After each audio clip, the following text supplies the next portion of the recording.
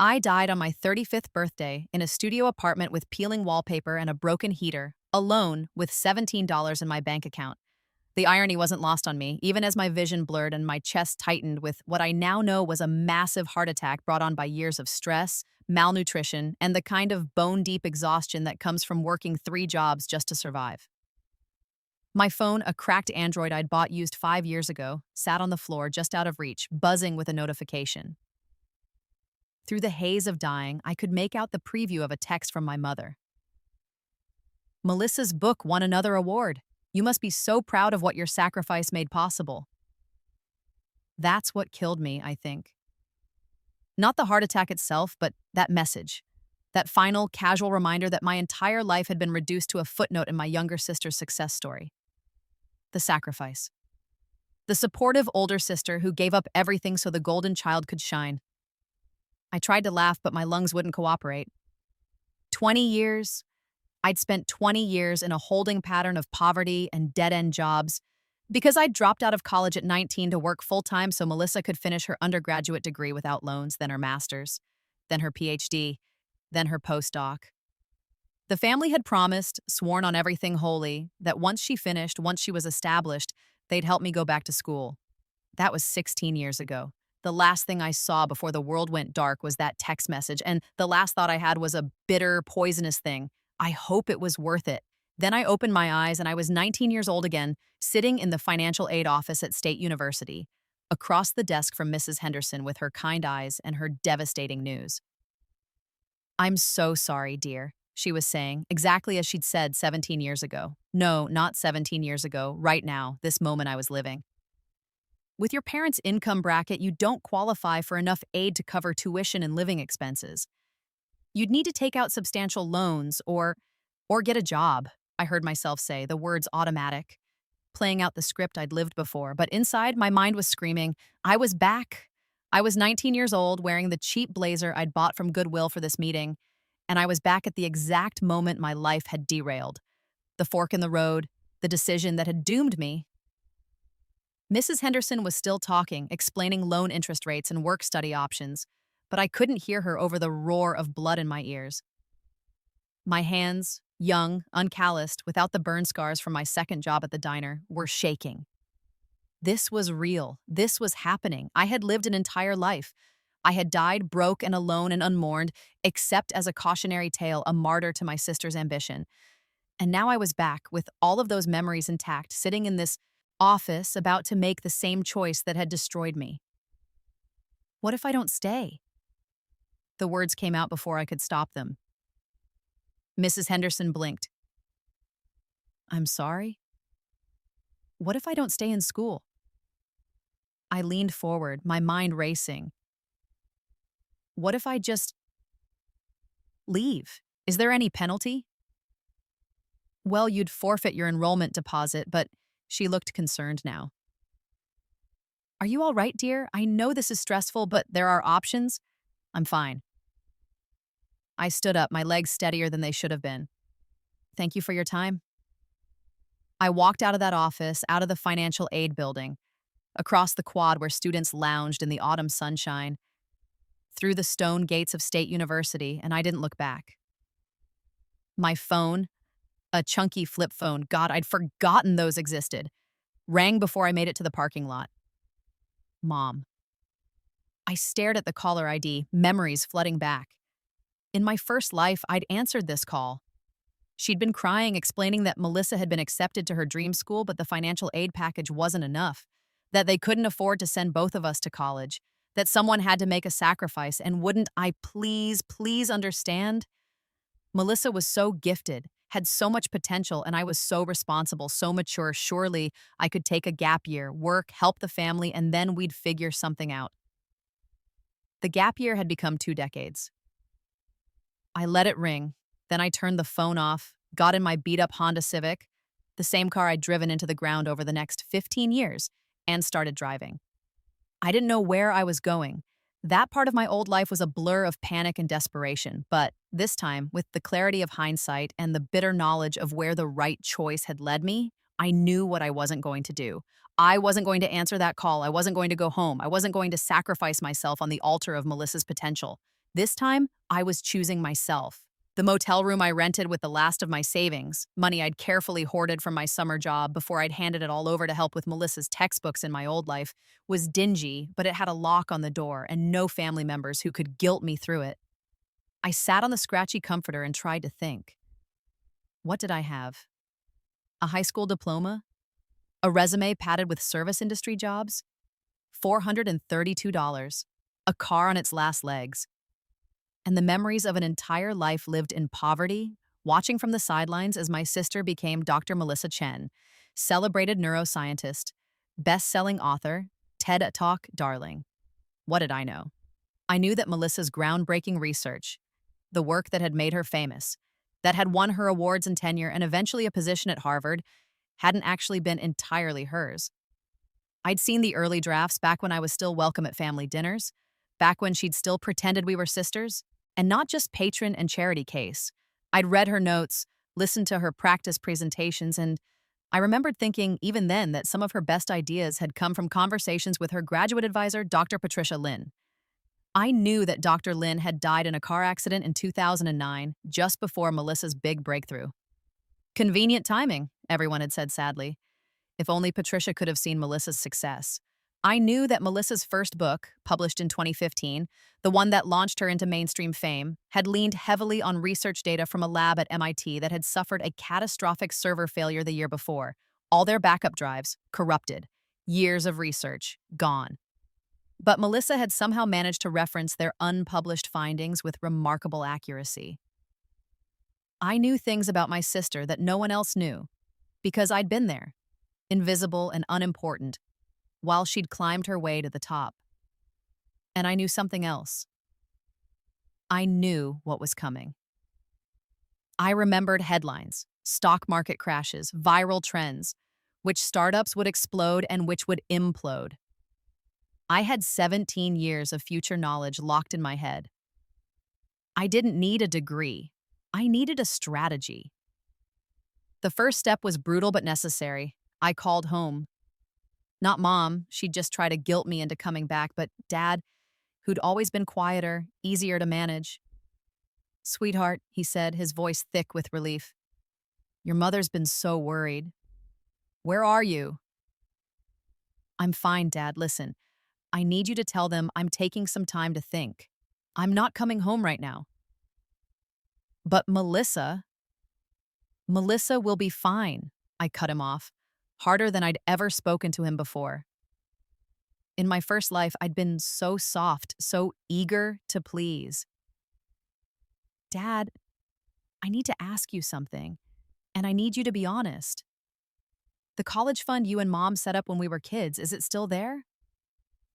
Silence. "Dad?" "Sweetheart, we had to use it. Your grandmother's medical bills, and then your uncle needed help with his business, and by the time Melissa was ready for college, there just wasn't—" "How much was mine?"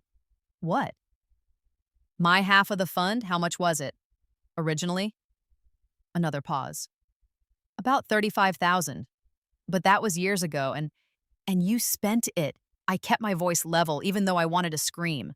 "You spent my college fund on other people, on Uncle Tom's business that failed in 6 months, on Grandma's bills that insurance should have covered, and now you're asking me to drop out and work to pay for Melissa's education because you spent the money that was supposed to be for me.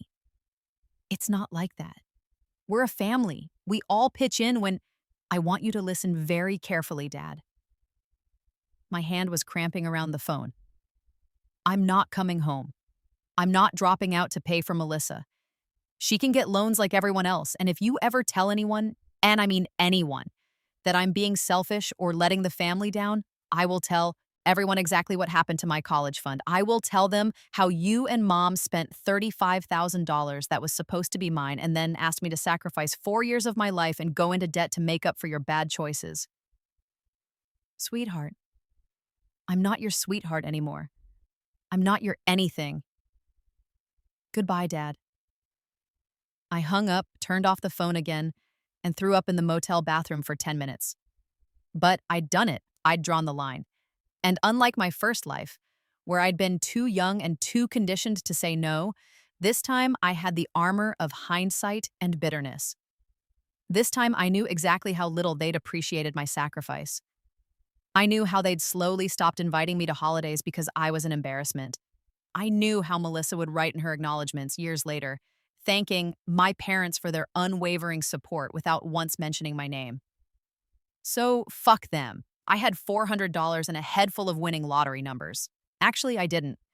That was the frustrating thing. I'd never paid much attention to lottery numbers in my first life, too busy working myself to death. But I did remember other things. I remembered that in 2006, a little company called Tesla would have its initial internal discussions. I remembered that Bitcoin would emerge in 2009, worthless at first, a joke among tech enthusiasts. I remembered that Apple would release the iPhone in 2007, revolutionizing everything. I remembered which movies would be massive hits, which scandals would break, which celebrities would implode.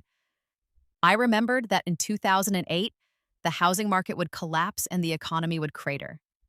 And I remembered that the people who saw it coming, who bet against the market, who positioned themselves correctly, made fortunes. I just needed to survive until then. The problem was immediate. I was 19, with no degree, no connections, and very little money. In my first life, I'd worked retail, food service, eventually scraping my way into an administrative assistant position at a medical office where I'd stayed for 12 years, watching younger, more educated people get promoted around me. This time, I needed to be smarter.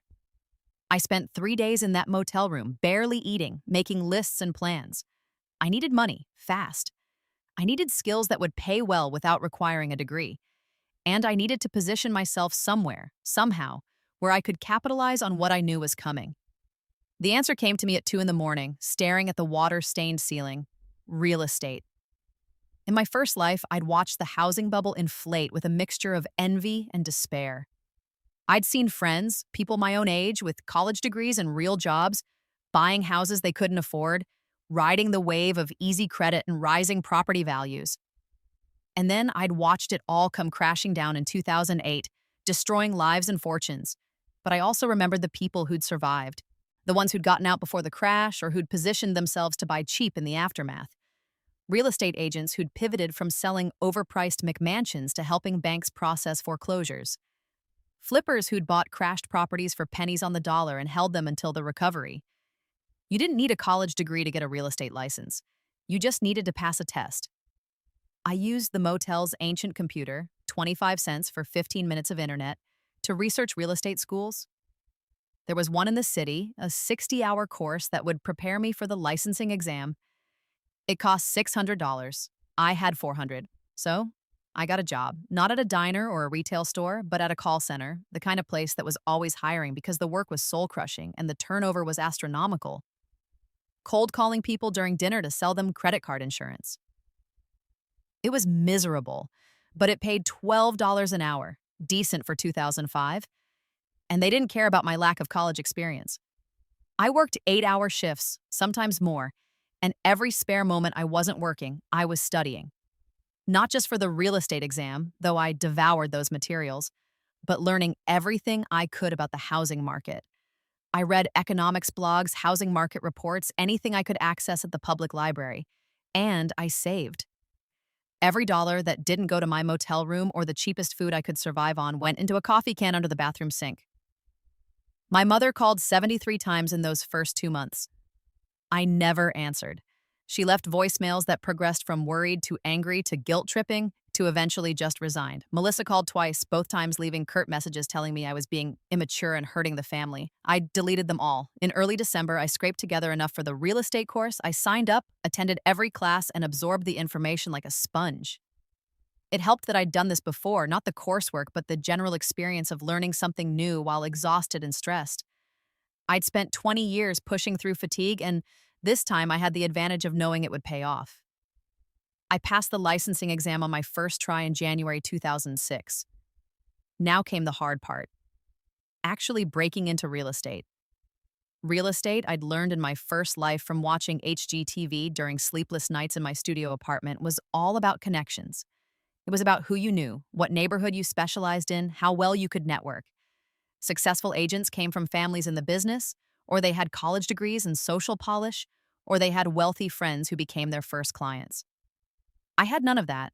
What I did have was a willingness to work every open house in the city, a comfort with rejection from my months of cold calling, and the knowledge that the market was about to go absolutely insane. Applied to every real estate brokerage in a 50-mile radius. Most ignored me. A few interviewed me and passed. But finally, a small agency, Rogers and Associates, run by a tired-looking man named Bill Rogers, who was about 5 years from retirement, took a chance. "I'll be honest," he told me, looking over my bare-bones resume. "You don't have the background I usually look for. No college, no sales experience except telemarketing. But you passed the exam on your first try, and you're willing to work weekends. I'll give you a desk and a phone. The rest is up to you." The desk was in a corner of a cramped office that smelled like stale coffee and desperation. The phone was a landline that I'd have to share with 2 other junior agents. The commission split was 70-30, with the agency taking the 70. I didn't care. I was in. For the next 6 months, I lived and breathed real estate. I worked every open house I could find, even for other agents, just to meet potential clients. I door-knocked in neighborhoods where properties were about to list. I called expired listings and for sale by owner ads. I smiled until my face hurt, and I pitched myself as the hungry young agent who would work harder than anyone else. And slowly, painfully, I started to get clients. My first sale was in March 2006, a small starter home for a young couple who'd been pre-approved for way more than they should have been. In my first life, I would have been happy for them, would have thought it was wonderful that they were achieving the American dream.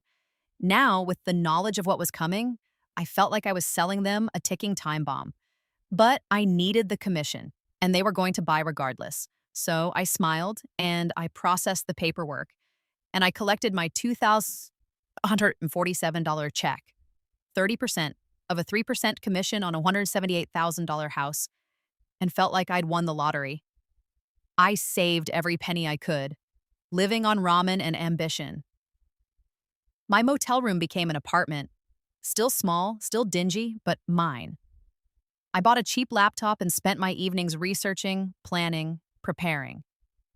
By the end of 2006, I'd closed 15 deals. Small ones mostly, but they added up. After taxes and expenses, I had about $30,000 in the bank, and I knew exactly what to do with it. The stock market in 2006 was still riding high. Housing prices were climbing month over month. Everyone was convinced the good times would never end. Credit was loose, banks were giving mortgages to anyone with a pulse, and the phrase subprime lending was something only economics wonks cared about. But I knew what was coming. I'd lived through the crash, watched the economy implode, seen the ripple effects destroy lives. The question was, how could I profit from it? In my first life, I'd read articles about the investors who'd shorted the housing market, who'd essentially bet against it, buying financial instruments that would pay out when mortgages defaulted and housing prices collapsed. They'd been called crazy, irresponsible, unpatriotic. And then they'd made billions while everyone else lost everything. The problem was I didn't understand the complex financial instruments involved. Credit default swaps, synthetic CDOs. I'd read about them, but I had no idea how to actually trade them. And even if I did, you needed serious capital and connections to access those markets. What I could do was prepare for the aftermath. I kept working in real estate through 2007, even as I started to notice the signs that everyone else was missing. Inventory was increasing. Days on market were extending. The clients I was seeing were stretched thinner and thinner, with increasingly creative mortgage products to help them afford overpriced houses. In June 2007, I listed my first property that didn't sell. The sellers, a flipper couple who'd been riding the wave, kept lowering the price, getting more desperate. We finally closed in September at a $15,000 loss from their purchase price 2 years earlier. "It's just a blip," everyone said. The market's correcting. It'll bounce back. I knew better. In October 2007, I stopped selling. I told Bill Rogers I was taking a break, maybe going back to school. He was disappointed, but understood. I'd been a decent producer for him, and the market was getting weird anyway. What I actually did was wait. I lived off my savings, kept my expenses minimal, and watched the market like a hawk. In November, a major lender went bankrupt. In December, foreclosures started to tick up. By January 2008, the cracks were becoming fissures, and in March 2008, Bear Stearns collapsed. That was when I made my move.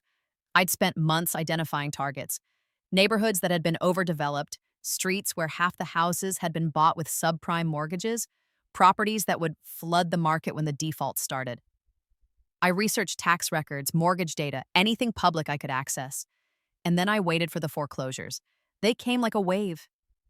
By summer 2008, the banks were so overwhelmed they were practically giving houses away. Properties that had sold for $300,000 in 2006 were going for $150,000, then $120,000, then less. I started buying in September, not to live in. I was still in my dingy apartment, saving every penny, but as investments. I bought foreclosed properties at auction, cash only, the kind that needed work, houses that other buyers were too scared or too broke to touch. My first purchase was a 3-bedroom ranch that had sold for $245,000 in 2006.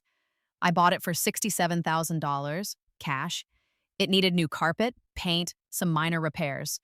I did the work myself, YouTube tutorials and elbow grease, and listed it as a rental for $1,200 a month.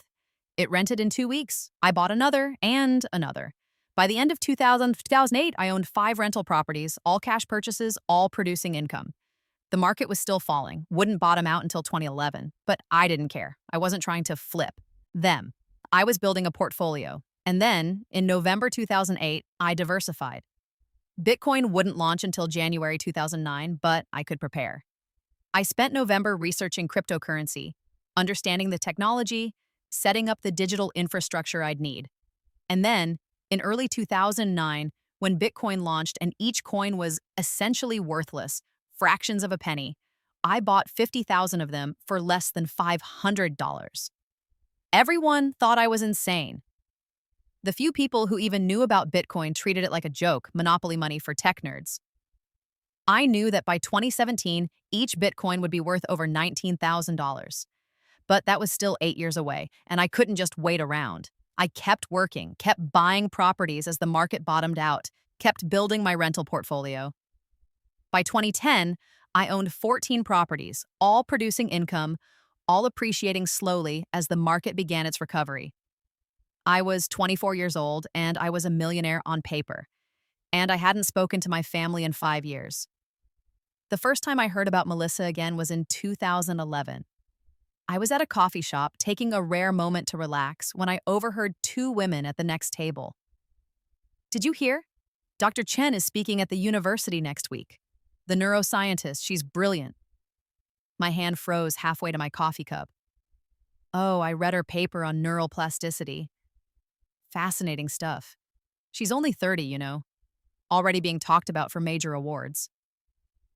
I pulled out my phone, an iPhone now. I'd bought myself one of the first models in 2007 and searched for my sister's name. Dr. Melissa Chen, PhD, Neuroscience 2009, currently a postdoctoral researcher at Johns Hopkins, author of 17 published papers, 3 of them in Nature and Science. Rising star in her field, she'd done it. She'd achieved everything the family had sacrificed me for. I looked at her faculty photo, polished, professional, smiling confidently at the camera, and felt absolutely nothing. No, that wasn't true. I felt vindicated. Because while she'd been grinding through graduate school and her postdoc, living on a $32,000 stipend, and drowning in the academic pressure cooker, I'd been building an empire. I searched for my parents next. Still in the same house based on public records, Dad was retired now. Mom was working part-time at a library. Solidly middle class, comfortable, but not wealthy. They'd bet everything on Melissa being their meal ticket, their retirement plan, the investment that would pay off. I wondered if it had. I closed the search and went back to work. I had a property closing that afternoon. By 2013, I'd made my first truly big move. Bitcoin had climbed to over $200 a coin, and I sold 10,000 of my coins for $2.1 million. I kept the remaining 40,000, knowing they'd go much higher. With that $2.1 million, I started a property management company, Chen Properties LLC, not because I particularly wanted to share a name with my family, but because it was my name too, and I'd earned it. I hired staff. I expanded beyond residential rentals into small commercial properties. I bought a mixed-use building downtown, renovated it, and turned the ground floor into hip retail spaces while keeping the upper floors as high-end apartments. I was 27 years old, and I was running a multi-million-dollar real estate business, and I still didn't have a college degree. That fact amused me more than it probably should have. All those years, everyone had insisted that I needed a degree to succeed, that without one, I'd be stuck in dead-end jobs forever. My mother had cried about how I was ruining my potential. My sister had called me short-sighted. And here I was, successful beyond any of their dreams, and I'd done it without spending a single day in a college classroom.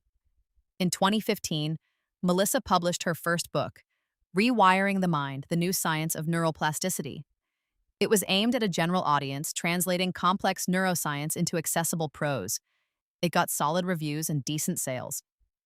I bought a copy, more out of curiosity than anything else. I read it in one sitting, and I had to admit it was good. Well-written, engaging, full of fascinating research. But I also noticed something interesting. The acknowledgement section thanked my parents for their unwavering support, my mentors and colleagues, and everyone who believed in me. No mention of an older sister, no recognition of sacrifice. It was as if I'd never existed. I wondered if they even thought about me anymore. If I was just an embarrassing family secret, the daughter who'd gone off the rails, who'd thrown away her opportunities. Or maybe I was a cautionary tale. Remember your cousin Claire? She dropped out of college and we never heard from her again. That's why education is so important. It didn't matter. I'd built a life they couldn't even imagine, and I'd done it entirely without them. In 2016, I made my next major move. Bitcoin had climbed to $900 a coin, and I sold another 10,000 for $9 million. With that capital, I started a venture fund, Chen Capital, focused on real estate technology startups. I invested in a company developing AI for property valuation, another one creating virtual reality tools for real estate tours, a third building a platform to streamline rental management. Some of them would fail, but I knew which ones would succeed because I'd watched the tech landscape evolve in my first life. I knew which innovations would stick and which were flash-in-the-pan gimmicks. By the end of 2016, Chen Capital had $15 million in assets under management. I was 30 years old and I was worth approximately $45 million. I'd long since moved out of my dingy apartment. I lived in a penthouse I'd bought and renovated myself, 4,000 square feet of exposed brick, floor-to-ceiling windows, and custom everything. I drove a Tesla, I wore designer clothes, I employed 23 people across my various businesses, and I'd done it all myself, without a single family connection or college credential. That December, I was featured in a real estate industry magazine. Young Mogul, How Claire Chen Built a Real Estate Empire Before 30. The article was flattering, focused on my unconventional path and self-made success. They called me visionary, innovative, a disruptor. They had no idea how true that was. The article must have gotten some traction because 2 weeks later, I got an email to my business address. Claire, it's Mom. I saw the article about you. We're so proud. Please call me. I stared at that email for a long time. 6 years. 6 years of silence. And now they were proud. I didn't respond. 3 days later, another email, this time from Melissa. Claire, we need to talk. What you're doing to Mom and Dad is cruel. They've been trying to reach you for years. I don't know what your problem is, but you need to grow up and remember that family is important. Call me. I laughed out loud, there in my gorgeous penthouse with its view of the city, thinking about my sister lecturing me about family while she'd spent the last decade accepting their worship and my erasure without a single word of acknowledgement. I didn't respond to her either. In 2017, Bitcoin exploded. By December, it hit $19,083 per coin.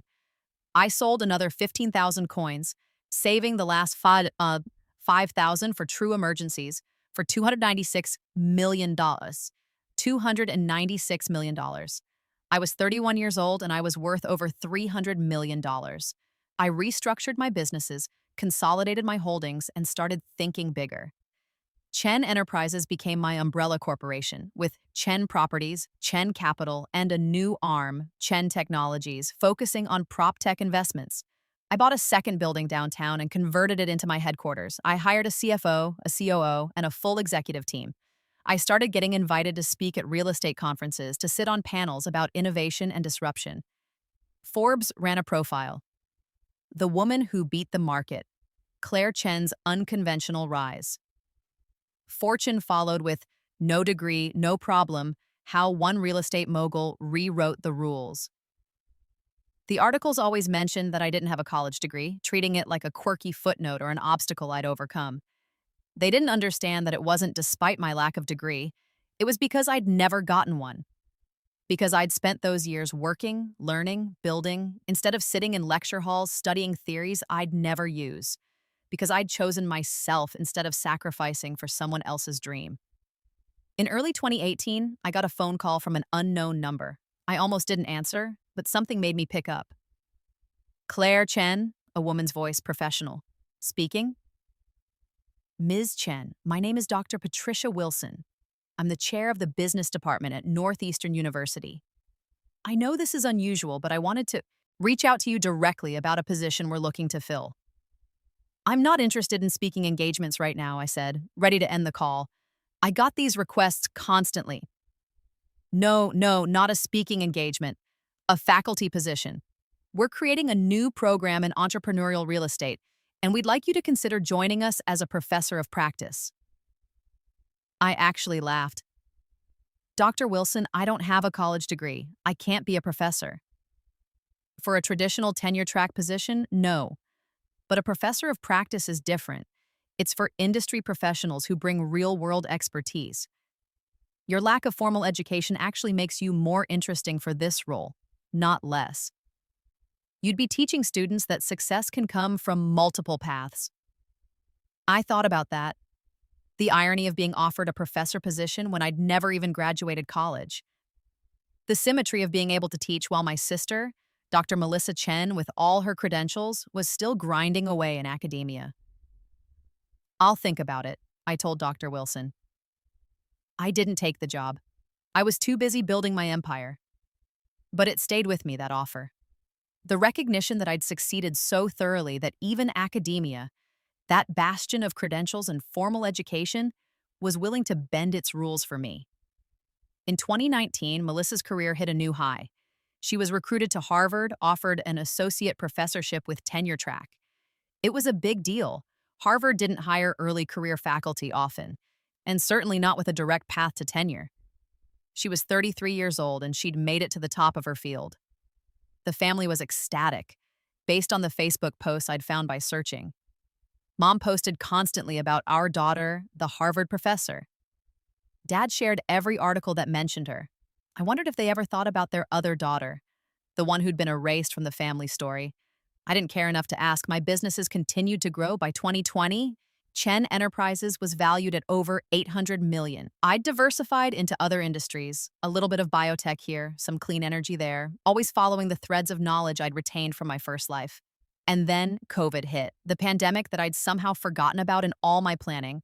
I'd been so focused on the financial crisis, on Bitcoin, on the major economic shifts, that I'd completely overlooked the virus that would shut down the world. But I adapted quickly. I'd lived through this before, after all. I knew which businesses would survive and which would thrive. I knew that real estate would take a hit but recover quickly. I knew that certain types of tech companies would explode. I pivoted my portfolio, made strategic investments, and when the dust settled, Chen Enterprises was valued at $1.2 billion. I was 34 years old, and I was a billionaire. The same age I'd been when I died alone in that studio apartment in my first life. The symmetry wasn't lost on me. In late 2020, I got another email from Melissa. Claire, I don't know if you'll even read this, but I'm getting married next spring. I'd like you to be there. I know we haven't talked in years, and I know you're angry about something, but you're still my sister. Mom and Dad miss you. I miss you. Please think about coming. I read that email 3 times, looking for the apology that wasn't there. Looking for any acknowledgement of what had happened, any recognition of how I'd been treated. There was nothing. Just the assumption that I'd show up and smile and play happy family, as if the last 15 years hadn't happened. As if I hadn't sacrificed my entire future for her dreams. As if I hadn't been erased from the family story the moment I stopped being useful. I deleted the email. In 2021, something interesting happened.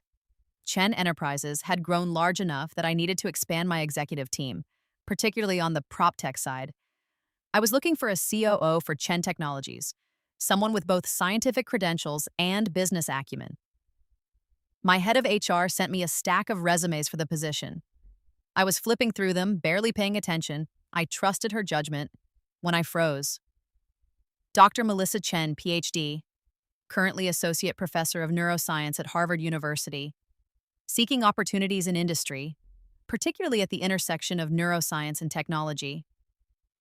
My sister had applied to work for me. I read her resume 3 times, unable to quite believe it. She'd listed her impressive academic credentials, her publications, her awards. And then, at the bottom, a note. Interested in transitioning from academia to industry, particularly interested in applications of neuroscience to artificial intelligence and human-computer interaction. She had no idea. She'd applied to Chen Enterprises, a company she must have heard of given its gaze and media presence, without realizing that it was my company, that Claire Chen, CEO, was her estranged sister. Or maybe she did know, and this was her way of reaching out. Either way, it was perfect. I called my head of HR. "This one," I said, tapping Melissa's resume. "Bring her in for an interview." "Are you sure? Her background is pure academic research. No industry experience, no business training." "I'm sure. I want to meet her." The interview was scheduled for a Tuesday afternoon in February. I prepared for it like I was preparing for battle, which, in a way, I was. I dressed carefully, a custom suit, simple but obviously expensive, hair and makeup perfect, every inch the successful CEO. I reviewed her resume again, her publications, everything she'd done in the years since I'd last seen her. She'd accomplished a lot. Really, I had to give her credit. She'd made the most of the opportunity my sacrifice had bought her. Now she wanted to cash in that academic success for an industry payday, and she'd come knocking on my door to suds, do it. At 2 p.m., my assistant buzzed. "Dr. Chen is here for her interview." "Send her in." The door opened and Melissa walked into my office. She'd aged well, 35 looked good on her, professional clothing, confident bearing, the air of someone used to being the smartest person in the room. She smiled, extending her hand. "Ms. Chen, thank you so much for taking the time to—" She froze. Her hand dropped. I smiled back at her, making no move to stand or shake her hand. "Hello, Melissa." "Claire?" Her voice cracked on my name. This is your company?" "It is." I leaned back in my chair, enjoying the moment. "Please sit down. You're here for an interview, aren't you?" She stood there for a long moment, frozen, before mechanically moving to the chair across from my desk. She sat down slowly, like she was afraid it might disappear. "I didn't," she started. "I had no idea." "That Chen Enterprises was mine? Really? You didn't look into the company before applying?" "I did, but I thought the articles always just said Claire Chen, and that's not an uncommon name." "I never imagined—" She stopped, staring at me. "What are you doing here? How are you? This is a billion-dollar company." 1.2 billion, actually, as of our last valuation. "But you didn't even go to college. You dropped out. You worked in retail or something. I don't understand." There it was, the fundamental disconnect. In her mind, I was still the sacrifice, the footnote, the sister who'd failed to launch. She couldn't comprehend that I'd not only launched but soared past her. "I didn't drop out," I said calmly. I chose not to enroll. There's a difference. And I didn't work in retail. I worked in real estate.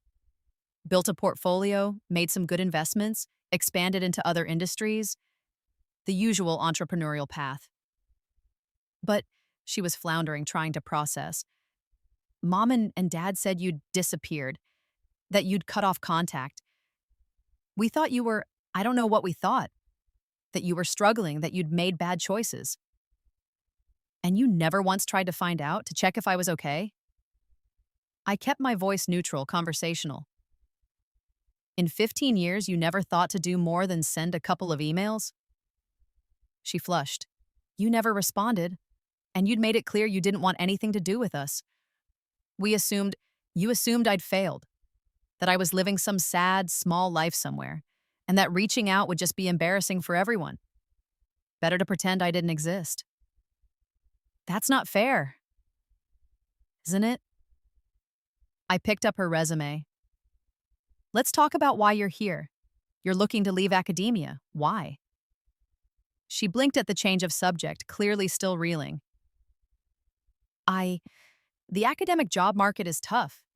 Even with tenure, the salary is limited. And I'm interested in applied research, in seeing my work have real-world impact.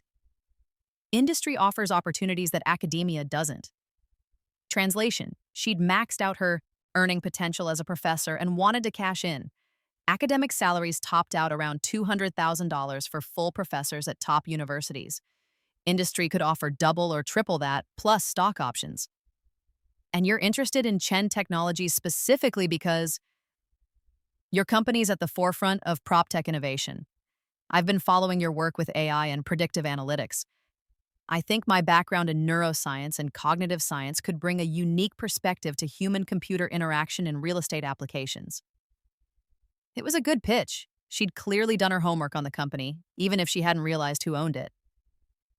Walk me through your research experience, I said. What are your major contributions to your field? She relaxed slightly on familiar ground.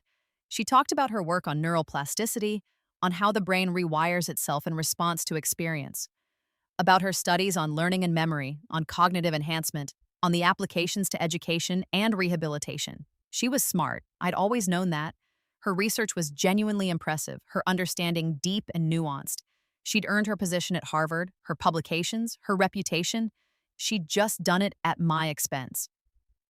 Interesting, I said when she finished. And you think this translates to technology? How? She launched into a detailed explanation of how understanding neural patterns could improve AI design, how cognitive science principles could create more intuitive user interfaces, how memory research could inform data architecture. I let her talk, watching her come alive as she discussed her work. This was what she was good at, what she'd spent 15 years building expertise in, while I'd been building a business empire. I have to admit, she said, winding down, this is surreal. I still can't believe you're... She gestured around the office. All of this. Why, because I don't have a PhD? No, that's not... She stopped. Okay, yes, partly. You have to understand, Claire, in our family, education was everything.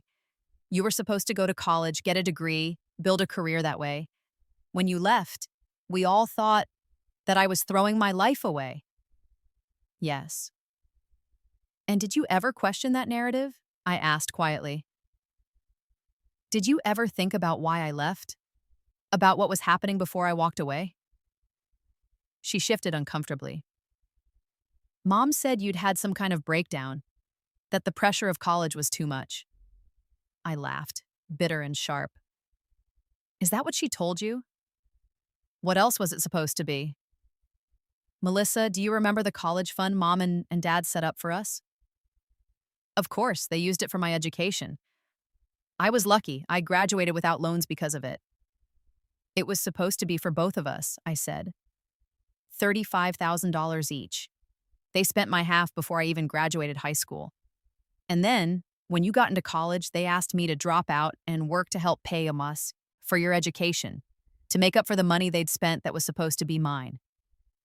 She stared at me. They didn't. Call Dad and ask him. It's all true. They spent my college fund on other things, and then they asked me to sacrifice my education for yours. And I did, for about 5 minutes, until I realized what my life would look like if I said yes. So I said no, I left, and I built this. I gestured around the office. Without them, without you, without anyone. I didn't know, Shays, she whispered. Would it have mattered if you did? She didn't answer. Here's what I think happened, I continued. I think they told you some version of events that made me the problem. The flaky daughter who couldn't handle the pressure, who made bad choices, who burned her bridges.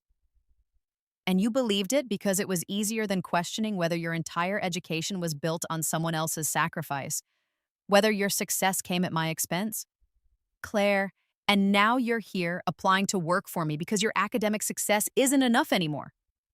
You want the money and the opportunities that industry offers. You want to cash in on all those years of research and credentials. I leaned forward. So, here's my question. Do you think you deserve this job? She opened her mouth, closed it, opened it again. I think my qualifications speak for themselves. Your qualifications are impressive, but I'm not asking about your qualifications. I'm asking if you think you deserve to work for me specifically. Your sister, whose life was supposed to be a footnote to your success, whose sacrifice you've never acknowledged, whose existence you've erased from your story. Do you think you deserve to benefit from my success after I got nothing from yours? I thanked the family in my acknowledgments, she said weakly. The family, not me specifically, never me. Because that would require acknowledging that your perfect success story has a dark side, that someone paid for your opportunity. She looked down at her hands. What do you want me to say? I want you to be honest. With me and with yourself. Why are you really here? A long silence. Then quietly. Because I saw that you'd made it. That you were successful, and I thought, maybe it wasn't too late. Maybe we could reconnect. Maybe you'd forgiven us. Forgiven you for what? For whatever we did that made you leave. You still don't get it. I stood up, walked to the window, looked out at the city. You didn't do anything, Melissa. That's the problem. You accepted everything, the support, the sacrifices, the opportunities, without ever asking what they cost. You let our parents erase me from the family story because it was convenient. You built your career on a foundation that included my destroyed future, and you never once looked back. I'm sorry. Her voice was small. I didn't understand. I didn't know. And now that you do know, now that you're sitting in my office, applying for a job at my company, asking me for an opportunity, what are you going to do differently? She looked up at me, and I saw something in her eyes I'd never seen before. Genuine remorse. I don't know. What do you want me to do? That was the question, wasn't it? What did I want? In my first life, I'd wanted acknowledgement, an apology, some recognition that my sacrifice had mattered, that I'd mattered. I'd wanted the family to see me as more than just the supporting character in Melissa's story. I'd died without ever getting that. In this life, I'd built something so big, so undeniable that they couldn't ignore me anymore. I'd proven that I didn't need them, didn't need their approval or their support. I'd won. But winning felt emptier than I'd expected. I want you to tell the truth, I said finally. In your next book, in your next interview, in your next acknowledgement section, I want you to tell the truth about how you got where you are. About the sister who was asked to give up her education for yours. About how I said no and how the family treated me after. I want you to tell the truth about privilege and sacrifice and the cost of success. That would destroy my reputation, she whispered. Why? Because people would know you're not entirely self-made? That you had help, had advantages, had someone else pay part of your price? Welcome to reality, Melissa. Almost no one succeeds entirely on their own. The difference is whether you acknowledge it or pretend it didn't happen. And if I do this, if I tell the truth, will you hire me? I turned back to look at her. My sister, accomplished and credentialed and desperate, asking me for a job.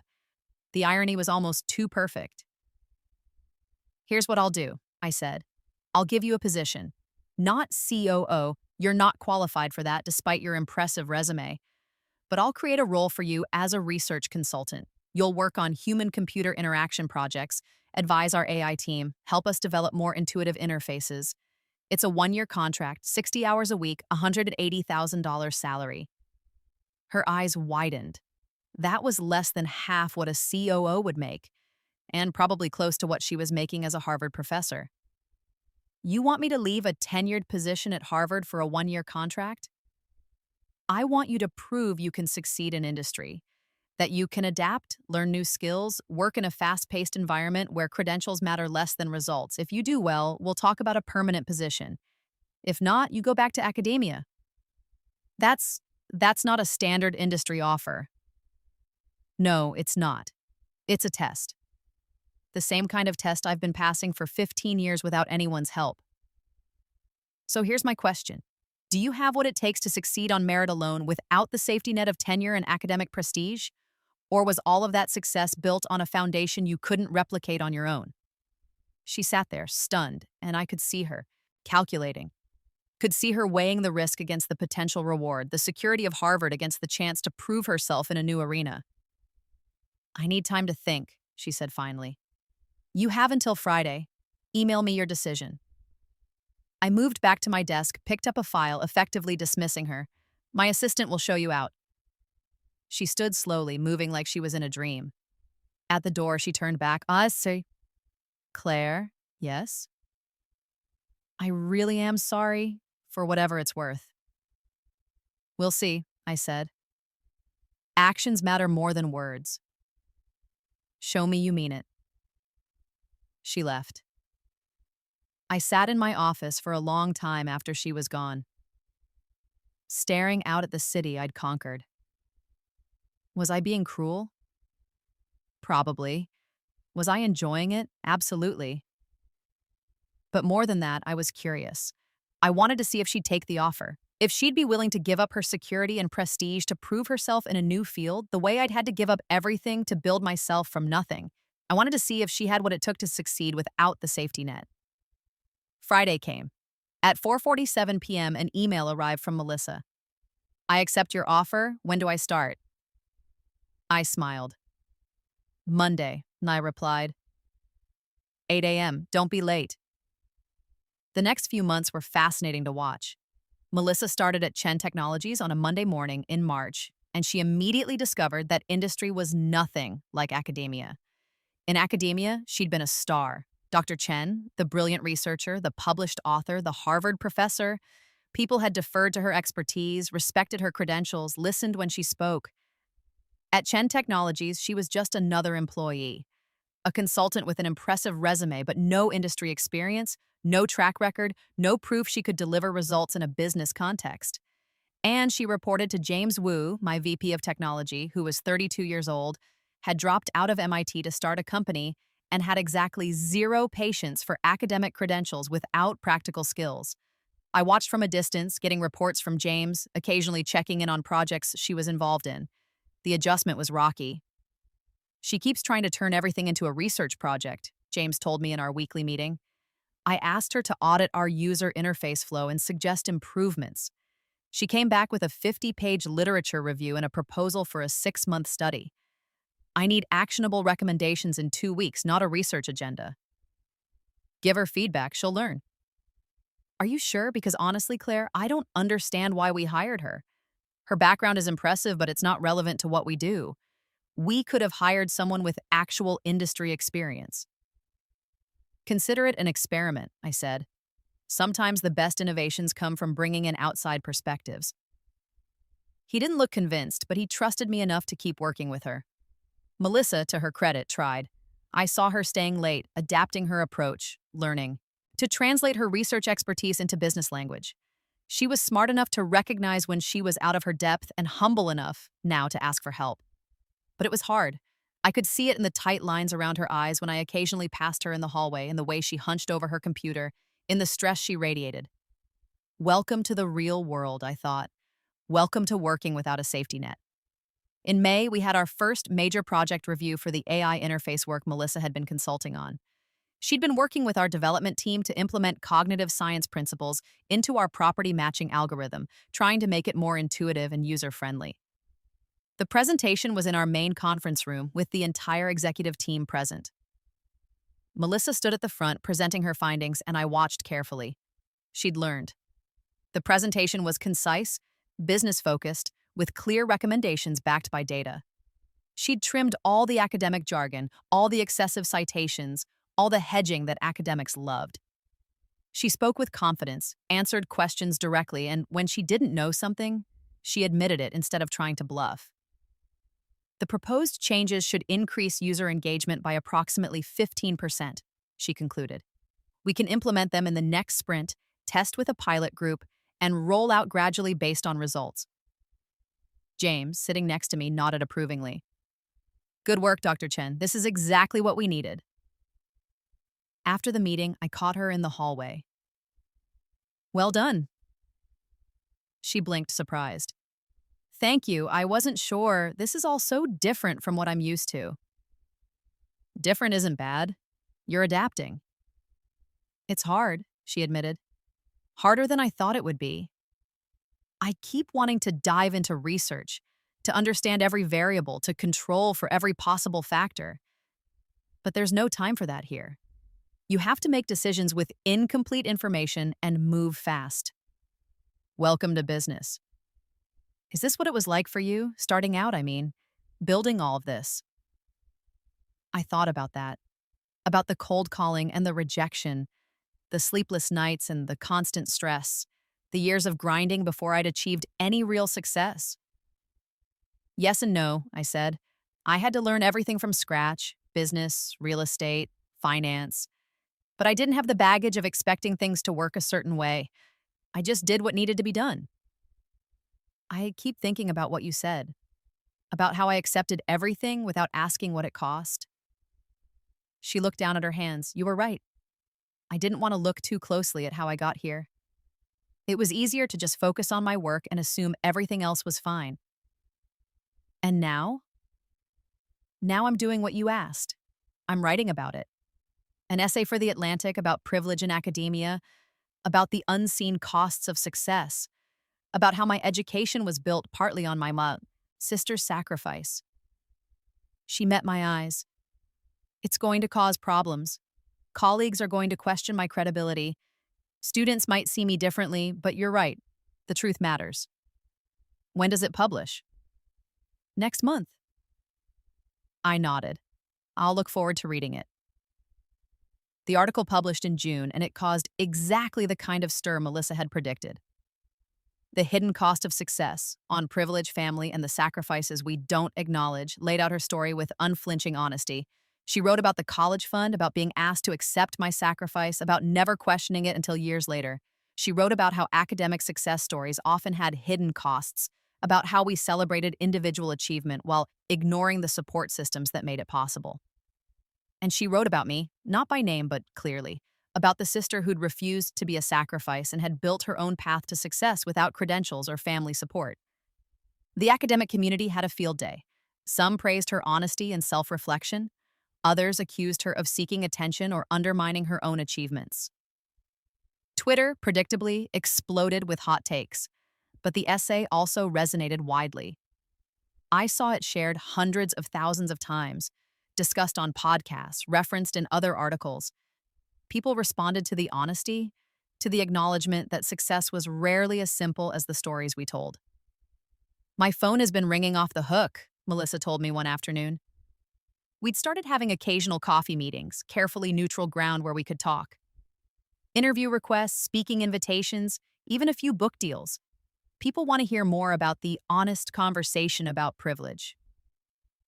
Are you going to do it? Some of it. It feels important, but also, she hesitated. I don't want to make a career out of being the person who wrote one honest essay. I'd rather do the work here, prove I can succeed in a new field. How's that going? Better. James actually complimented me last week. I think I might be getting the hang of this. She was. By August, her one-year contract halfway done, Melissa had become a valuable member of the team.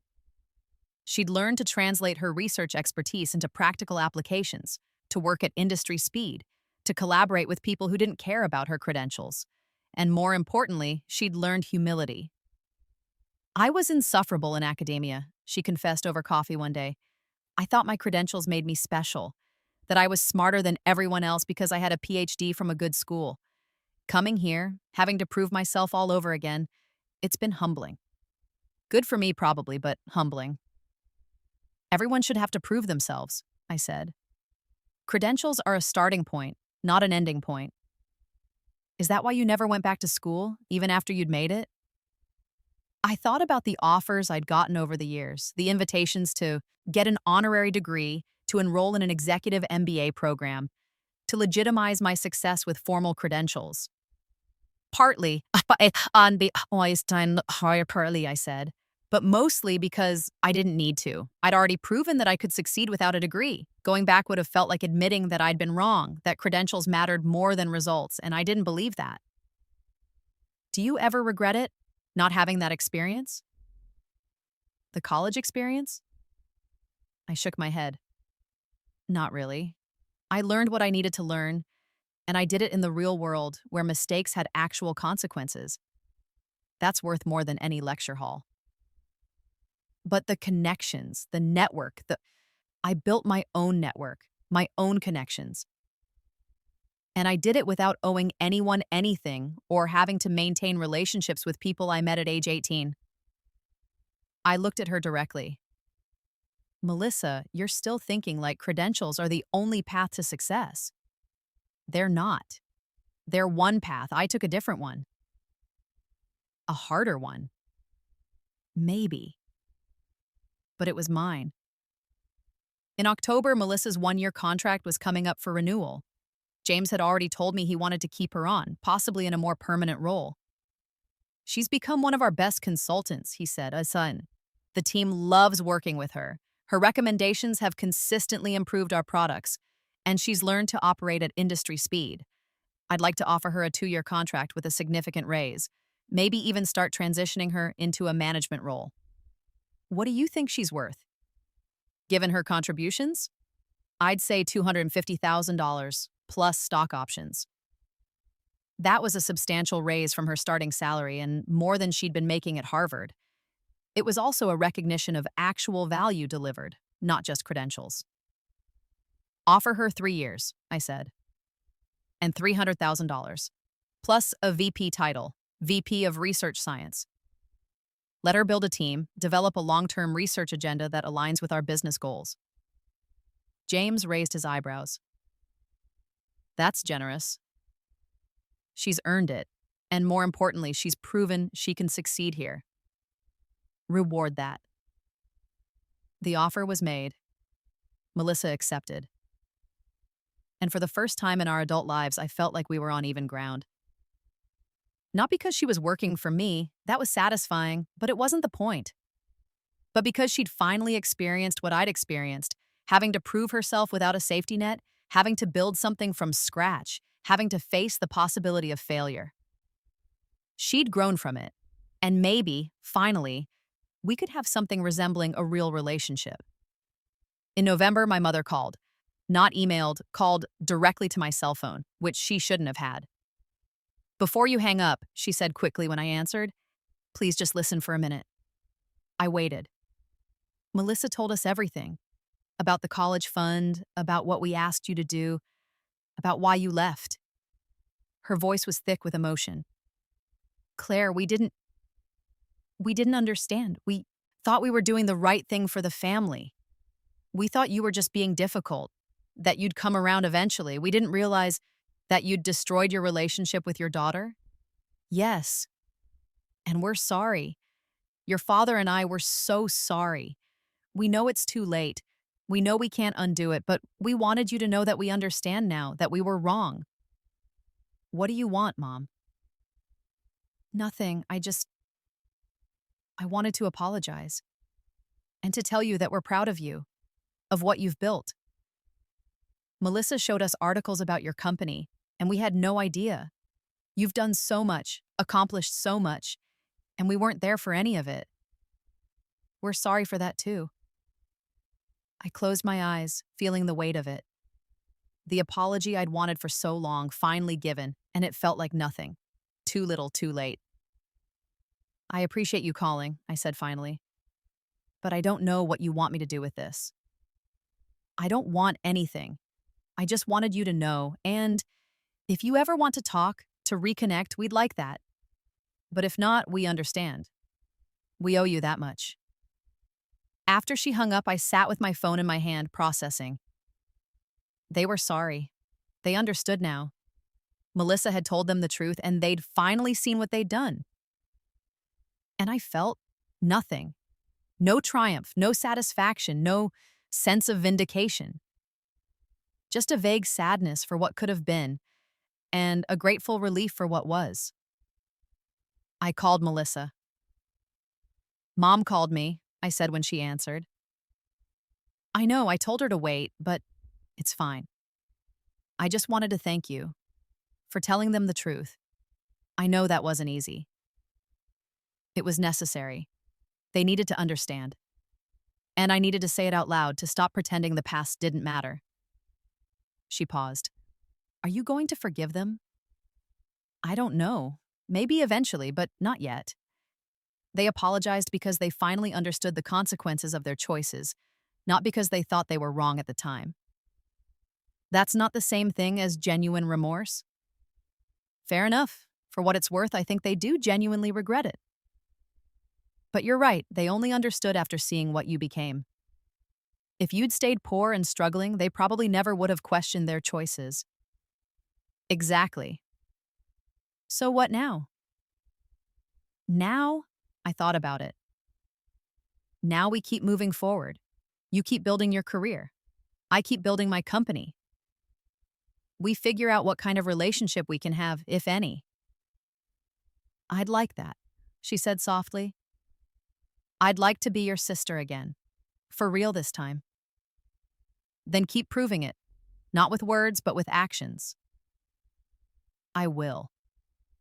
By 2023, Chen Enterprises had expanded into 8 countries and was valued at over $2 billion. I'd been named one of Forbes' most powerful women, invited to speak at Davos, and featured on the cover of Fast Company. And through it all, I'd never gotten a college degree. The media loved that angle. Every article mentioned it, usually in the first paragraph. Claire Chen, the billionaire entrepreneur without a college degree. As if my lack of formal education was the most interesting thing about me, rather than everything I'd built despite it.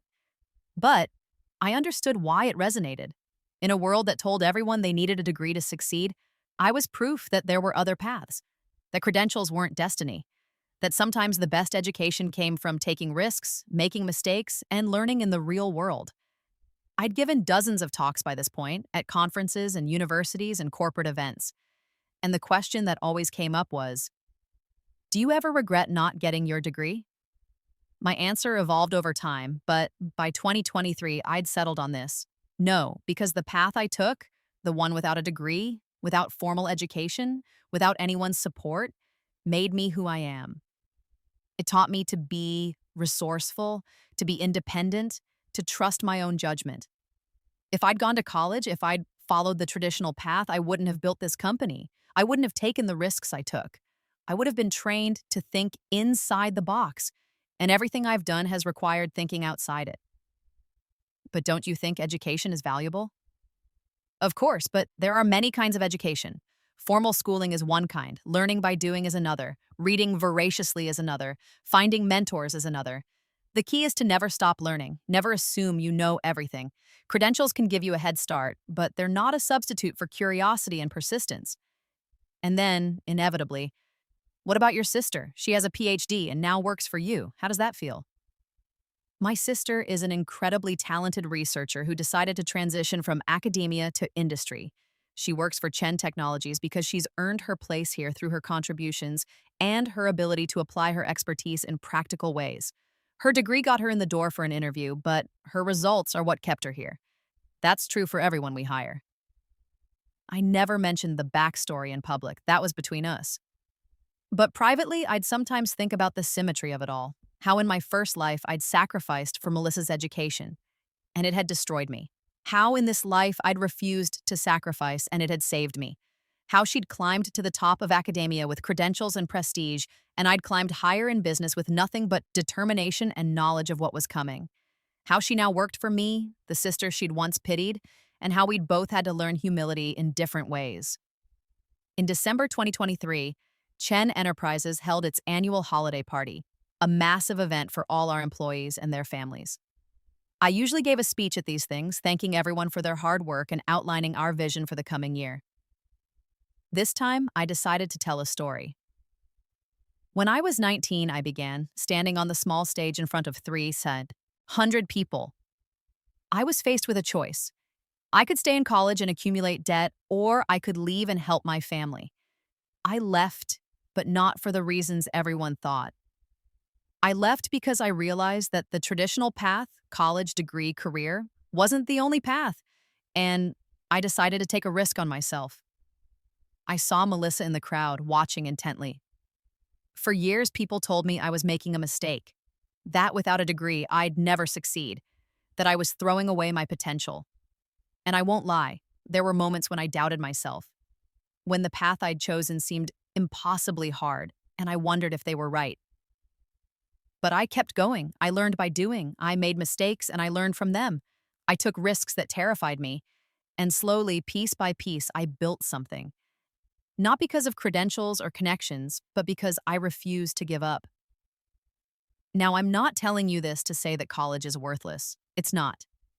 Many of you have degrees and they've served you well, but I'm telling you this to say that there are many paths to success, that your worth isn't determined by where you went to school or what letters come after your name, that what matters is what you do with the opportunities you're given, however you find them. This company exists because I took a risk, because I believed in myself when no one else did. And my hope is that working here, you all feel empowered to take your own risks, to trust your own judgment, to build something that matters to you, whatever that looks like. So thank you. Thank you for being part of this journey, for taking risks with me, for believing in what we're building together. Here's to another year of proving that success comes in many forms. The applause was thunderous, but as I stepped down from the stage, I caught Melissa's eye. She was crying quietly, and she mouthed two words, "Thank you." I nodded. Not forgiveness, not yet, but acknowledgement. Understanding, the beginning maybe, of something new. Later that night, after the party wound down, Melissa and I found ourselves on the balcony of the venue, looking out at the city lights. "That speech," she said, "it was about more than just your business journey. Everything's about more than one thing. I've been thinking about what you said, about how I accepted everything without questioning what it cost. And you're right, I did. I was so focused on my own path that I never looked around to see who was paying for it. You were young. We both were. That's not an excuse. I should have known better. I should have questioned it. Maybe, but you know now, and you've been making different choices." She nodded. "I've been thinking about writing a book. Not about neuroscience, but about this, about what it really takes to succeed, the hidden costs and compromises, the people who help us, and the people who get left behind, about how we need to be honest about all of it, not just the triumphant parts. Will you tell our story? If you'll let me. The whole story, including how wrong I was, including how you succeeded despite everything." I thought about it, about seeing our story in print, public and permanent. "Yes," I said finally. Tell it all." "Even the hard parts?" "Especially the hard parts. That's where the truth is." We stood there in silence for a while. Two sisters who'd taken such different paths and ended up in such unexpected places. "I still can't believe you built all this without a degree," she said eventually. I laughed. "I still can't believe you gave up tenure at Harvard to work for me." "Best decision I ever made. Scarier than anything I did in academia, but better." "Why?" "Because for the first time, I'm succeeding on my own merit, not on credentials or reputation. Because I'm learning to take risks, to think differently. Because I'm finally understanding what you understood all along, that the traditional path isn't the only path, that sometimes the best thing you can do is create your own way forward. And what are you going to do with that understanding?" She smiled. "Build something new, just like you did." Looking back now from the vantage point of 2025, I can see how perfectly it all worked out. How the rebirth that gave me a second chance also gave me the knowledge I needed to build an empire. How refusing to sacrifice myself saved me in ways I couldn't have imagined. How my sister, who once represented everything I'd lost, became someone I could respect and even tentatively trust. Chen Enterprises is now worth $3.8 billion. I'm 39 years old and I've accomplished more than I ever dreamed possible in either lifetime. I've built a business that employs over 1,500 people that's changed how an entire industry operates. That's made me one of the most successful entrepreneurs of my generation. And I've done it all without a college degree. Melissa is now the VP of Research Science at Chen Technologies, leading a team of 20 researchers and developers. She's published 3 papers in industry journals, spoken at major tech conferences, and been instrumental in several of our biggest innovations. She's also written her book, The Hidden Price, Rethinking Success, Privilege, and What We Owe Each Other, which became a bestseller and sparked important conversations about how we talk about achievement. We have coffee every few weeks. We're not as close as sisters probably should be. There's still too much history, too much pain that can't be entirely erased. But we're building something, a relationship based on mutual respect rather than family obligation, based on who we are now rather than who we were supposed to be. My parents and I are speaking again, tentatively. Once a month, I call them, and we have careful conversations about nothing important. They're still uncomfortable with what happened, still struggling to reconcile their actions with their self-image, as good parents. But they're trying, and that's something. I've been thinking lately about what I want to do next. Chen Enterprises is established, successful, running smoothly. I have good people running day-to-day operations. I could step back, enjoy my success, focus on other things. I've been approached about starting a venture capital fund focused on founders without traditional credentials, people who, like me, are building something outside the usual paths. The idea appeals to me, helping others who are taking risks, who are building without a safety net, who are proving that there are many ways to succeed. Or maybe I'll write my own book, not a business memoir, the world doesn't need another one of those, but something about alternative paths to success, about how we've created a society that treats college as mandatory, that acts like a degree is the only valid credential, and how that's limiting and unfair and untrue, about how I built a billion-dollar company without ever setting foot in a college classroom, and what that means for how we think about education and success.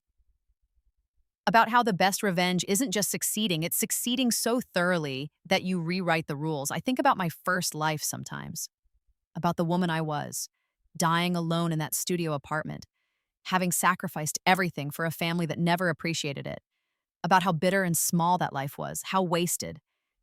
And then I look at my life now, at the empire I've built, the success I've achieved, the choices I've made, at how I took the same starting point and created something entirely different just by choosing myself instead of sacrificing for others, at how my sister, the one who benefited from my sacrifice in that first life, now works for me.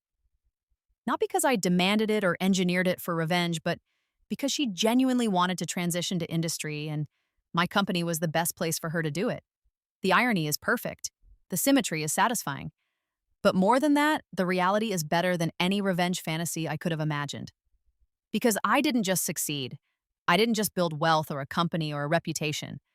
I built a life on my own terms. I proved that the traditional path, college, degree, career, isn't the only way. I showed that sometimes the best thing you can do is refuse to sacrifice yourself for someone else's dream and instead chase your own. And in doing so, I created something real, something lasting, something that will outlive me and continue to change how people think about success and education and what's possible.